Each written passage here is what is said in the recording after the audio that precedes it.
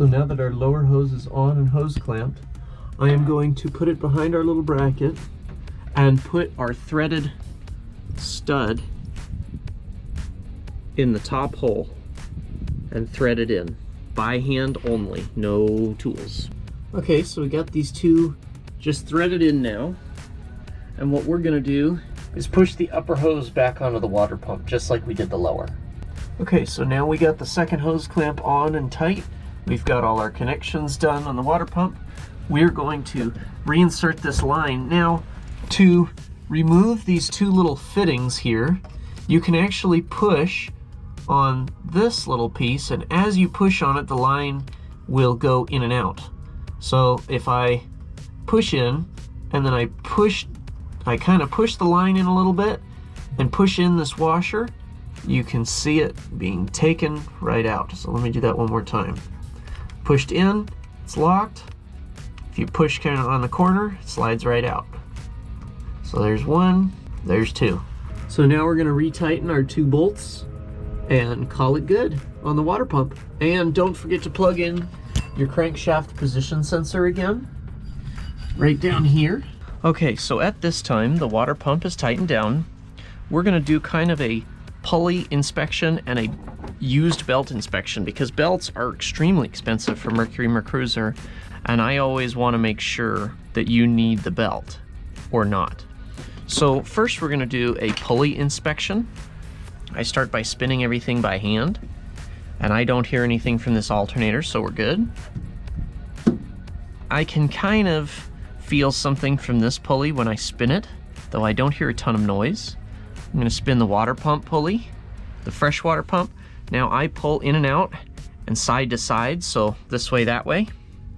I'm gonna check power steering pulley, same thing, in and out. Now these go in and out a little bit, but what I'm concerned about is leaking or roughness in the bearings. That feels good. The crankshaft, we can't move, that's part of the engine. If you got a problem with that one, there's bigger problems. Spin this one, I can actually hear it. So we got a problem there, so this will have to be replaced. And then this, we just want it rocking back and forth a little bit. That's where it hits the impeller on both sides. So we're going to replace, which I don't have that pulley with me. I'll have to come back and grab that. We're gonna replace this pulley right here. And we're also going to take a look at the belt. Let's take a look at an old versus a new belt. So if we're taking a look at this belt, there's a difference. New belts, the V's are actually squared at the bottom. These belts are V's, they're pointy. When the belt starts getting to this area, especially now that we can see some exposed threading in here, this belt is all done. It's used up. Now we're ready to put a new belt on. First, we're gonna replace the pulley. So to replace these pulleys, it's pretty simple. I recommend the Mercury ones. They're made by Dayco, which is a Ford product. If this hasn't been exposed to a ton of salt water and debris, it should come off fairly easy. So I hold the tensioner on the back, and I will be able to pull this pulley right off. Now I'm taking a look. See how there's debris here?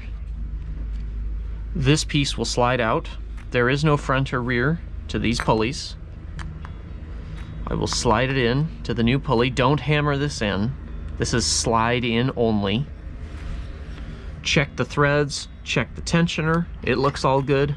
Put the new pulley on, put the nut back, get it close, get your new belt, which on this engine, this is a freshwater cooled engine.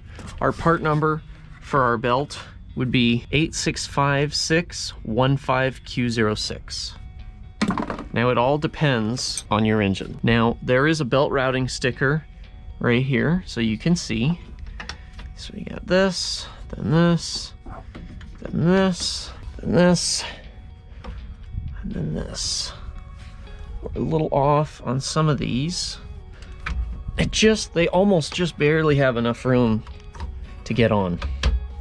So there's our brand new belt. So what you'll need to do is you'll need to grab an 8mm to be able to tension, and you do need a wrench for this part because you need to move this nut and have a wrench on the adjuster.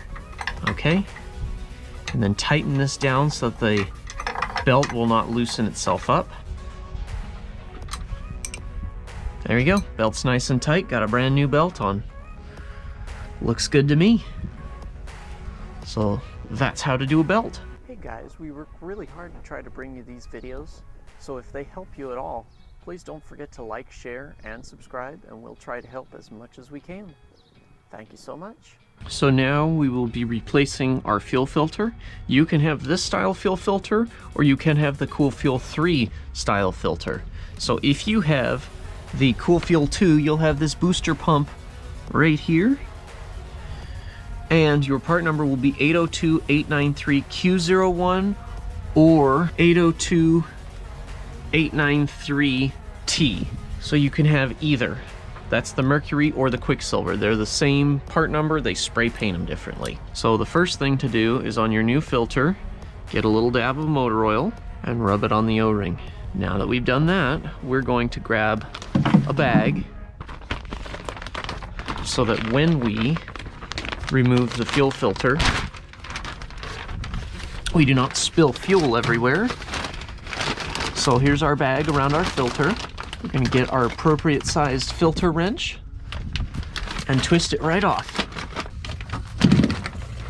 And I also like the clear bag so I can see what debris has been in the filter. Screw the new one on.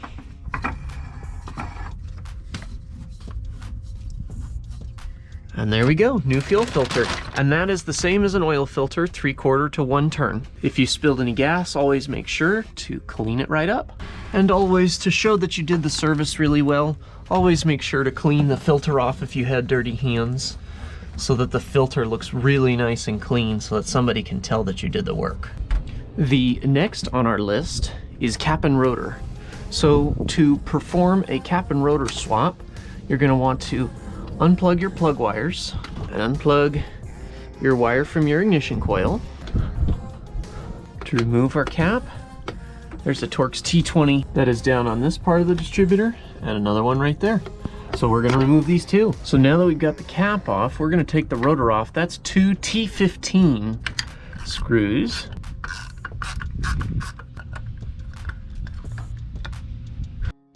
So here we're going to do a cap and rotor inspection. Now, this cap and rotor, you can tell from the debris, is pretty old, but it doesn't mean it's necessarily bad. But we are going to change it anyway since this engine hasn't run in many, many years. So when we look at our cap, we are going to look at the tip for any kind of burn marks, as well as, or my bad, the rotor. We're going to look for any burn marks at the tip, and we're going to look for spidering on this area right here.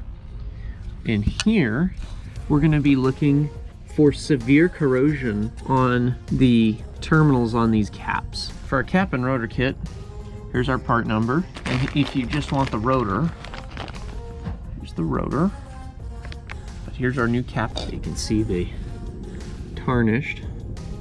Now this could probably run another season or so, but the problem is we might not be here for a long time, so we always want to make sure that this is going to be really good, and this is going to get the engine to absolute peak performance, like brand new performance. So we're going to swap these out and put the new ones in. The new ones come with new screws. Always use the new screws. The smaller ones are for the rotor, the larger ones for the cap, and this will kind of fit on how it needs to, and you'll see the screw holes underneath. There we go. So both our holes line up, and I hand thread these in to start.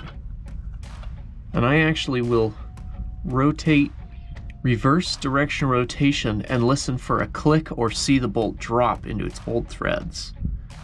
There we go. Dropped into its old threads.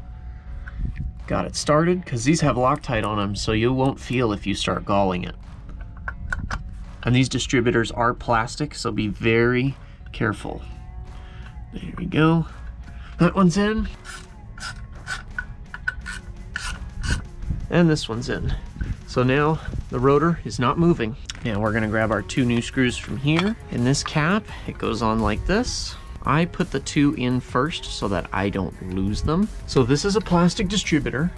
As we put this on, when you set it down, get it to set where it's not really rotating, rotate it in opposite direction of thread, so counterclockwise, until you feel it fall into the old thread, and then start threading it in. If you start creating your own threads, you will crack the distributor. So rotate opposite direction. I heard the click. Now screw it down. Also make sure not to over tighten these, as it will break the housing as well. Okay, so the cap is down. You can tell because it's not moving. So we are good on this aspect. Now for the wires.